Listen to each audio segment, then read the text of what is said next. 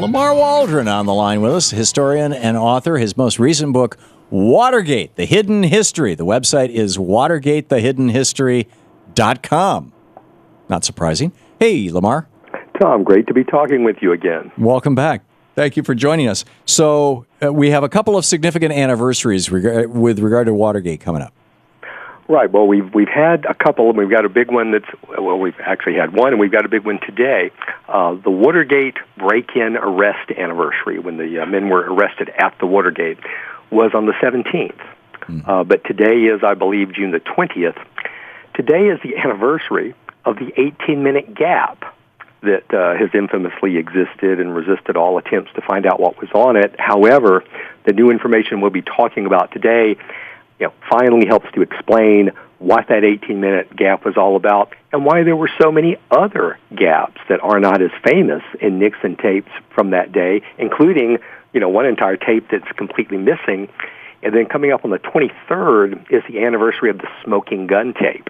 And once again, what we'll be talking about today really explains why on that smoking gun tape Nixon kept talking about Cuba, Cuban exiles, and the Bay of Pigs from April of 1961, which happened after Nixon had left office as vice president. That happened in January of 1961. So that's perplexed a lot of people for years. But again, we've got new information straight. Well, let's lay it out, Lamar. Where do you want to start? Well, it's probably good to actually tell some of the younger people just really briefly why are we talking about ancient history today? And there's several good reasons, because it's not ancient history. So much of what America is suffering with today dates from the Nixon era, when Nixon was president, or in some cases when Nixon was vice president. The fact that you and I cannot go to Cuba, no one in America can just hop down to Cuba in the middle of winter for a relaxing time, or to tell the Cuban people how great American democracy is. That's all thanks to Richard Nixon. That Cold War. That was 1959, when he was vice president with Eisenhower, right? That's exactly right, and then on into 60. So we have that to thank. Roger Ailes and Fox News. Roger Ailes began working for Nixon in 1968. He was his media guy. In fact, he proposed GOP TV, and Nixon turned him down, and so he took it to Rupert Murdoch. And it's just amazing. Now it's called Fox News. Fox News today is like Richard Nixon writ large. I mean, it is the Nixonian tactics of fear, ignorance, bigotry, and smear, 24 hours a day all across America.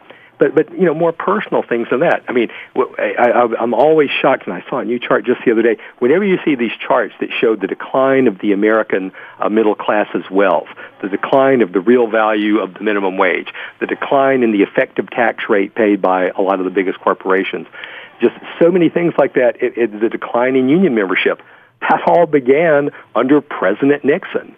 And those trends were just simply accelerated when a lot of his people and supporters recovered after Watergate and just kept on doing what they're doing. And those trends that started under Nixon are continuing today. And then, one of the biggest things is that the corporations and the super wealthy funneling millions of dollars to influence campaigns, that really, really took off and began under Nixon.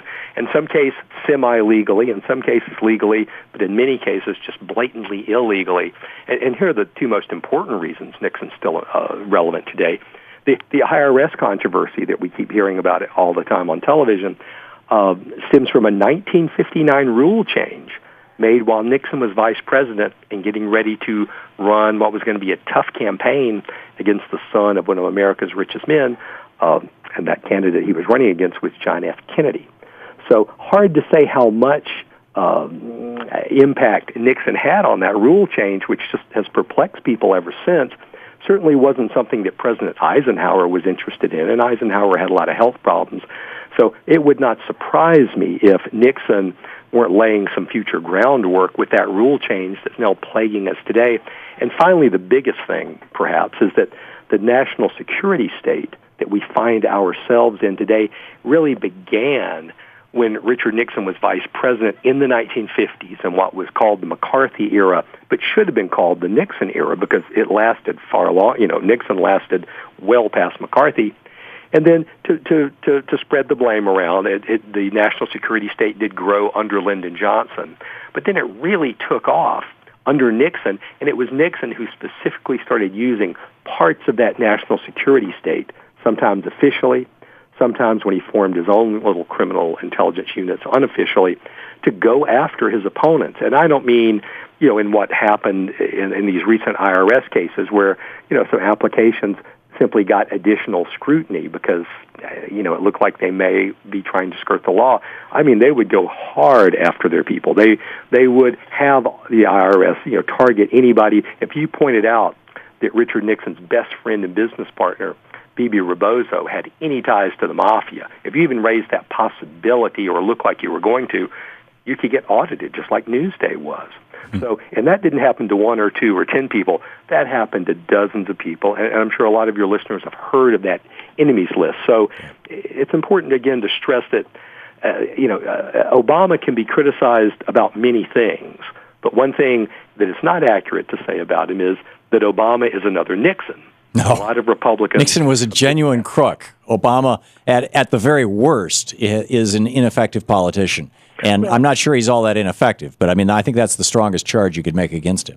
That's right. And the important thing, I think, that the critics of Obama should really focus on is, and even people that aren't critics of Obama, but need to look at this hard, is that I think a lot of people trust Obama, but if these tools are put in the hands of a Republican president the next time, we could easily have another Nixon because these things do just keep, on happening. I think Ted Cruz is another Nixon, but that's a whole other thing. Lamar, I'd like to get into what was in that 18-minute tape, that 18-minute gap. Why did Watergate happen? Who were the Watergate burglars? There's so much territory to cover. Can you stick around for a little bit? Sure, no problem. Okay, we got a newscast here coming up and a commercial break, and then we'll be back with Lamar Waldron, historian and author of Watergate, The Hidden History. His website, watergatethehiddenhistory.com. Check it out. We'll be right back. You're listening to the Thom Hartmann Program. Call 866-987-THOM. Watergate. Lamar also wrote a book called Legacy of Secrecy, which has been made into a movie with Leo DiCaprio and Robert De Niro.